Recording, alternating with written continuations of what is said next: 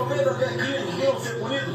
Qual a punição que não foi punido? Qual não foi punido, não? O senhor foi punido pelo comandante da Brigada de Características por ter elaborado e ter publicado uma revista semanal, que é a informação que o senhor confirmou agora, sem conhecimento e autorização dos seus superiores, artigo em que tece comentários sobre a política de remuneração do pessoal civil militar, ter abordado aspectos da política econômico-financeira do governo fora da sua esfera de atribuições e sem possuir um nível de conhecimento global que lhe facultasse a correta análise, por ter sido indiscreto na abordagem de assuntos de caráter oficial comprometendo a disciplina, por ter censurado a política governamental, por ter ferido a ética, gerando clima de inquietação no âmbito da organização militar, da força e por ter contribuído para prejudicar o excelente conceito da tropa paraquedista no âmbito do Exército da Nação. O senhor foi punido por 15 dias, no dia 3 de setembro de 86, 15 dias de prisão. O senhor está aqui no seu boletim reservado à época, agora nós estamos...